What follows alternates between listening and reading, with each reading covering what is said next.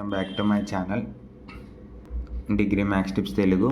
So మనం already real analysis classes అయితే start చేసాం. సో మీ ఫ్రెండ్స్ అందరికీ షేర్ చేయండి.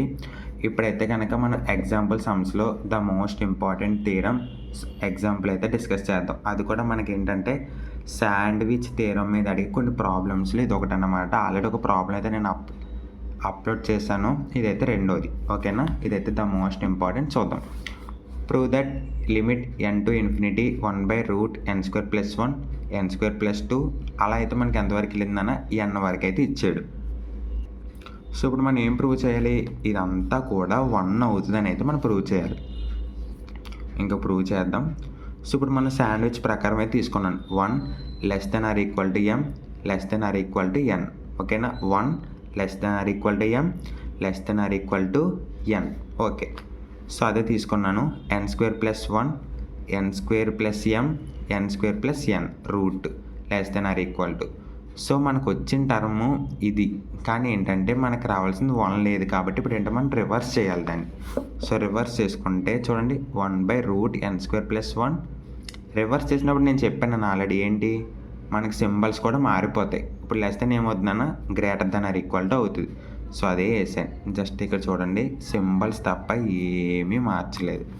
ఓకే, ఇప్పుడు ఏంటంటే ఈ m ప్లేస్లో నేను 1 2 3 అలా n టైమ్స్ n నెంబర్స్ అయితే పెట్టుకొని సబ్స్టిట్యూట్ చేయాలి.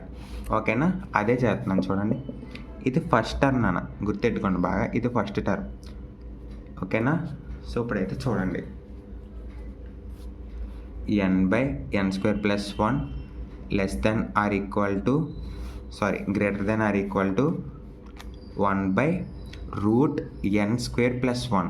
ఇదిగోన్నాను m టర్మ్. మీకు ఫస్ట్ టర్మ్ మీద సెకండ్ టర్మ్ మీద కావాలంటే ఇదిగో ఇక్కడ greater than or equal to గుర్తెట్టుకోండి. ఇదంతా ఫస్ట్ టర్ము. ఇది ఇప్పుడు m ప్లేస్లో సబ్స్టిట్యూట్ చేస్తున్నాను. 1 సబ్స్టిట్యూట్ చేశాను. నెక్స్ట్ 2 కూడా తీసుకుంటున్నాను. అలాగే ప్లస్ ఇది ప్లస్, ఓకే సారీ,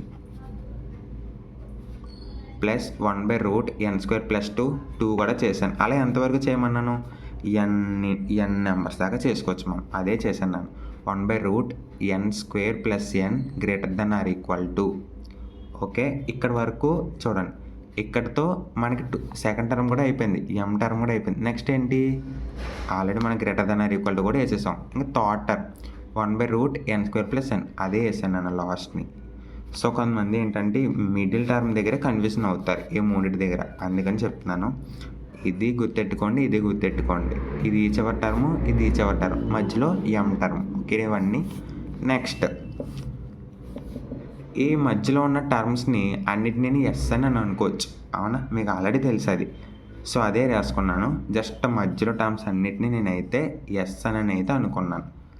ఓకేనా, ఇంకెక్కడ కన్ఫ్యూజన్ వద్దు. అండ్ ఏంటంటే ఇక్కడ మనకి సింబల్స్ కూడా రివర్స్ అయిపోతున్నాను. ఓకేనా, సో ఇప్పుడైతే ఇది మనం రివర్స్ చేసి రాసుకోవాలి ఖచ్చితంగా. ఓకేనా, ఇప్పుడు చూడండి, ఇప్పుడు దీనికి మనం సరదాగా లిమిట్ అయితే కడతాం.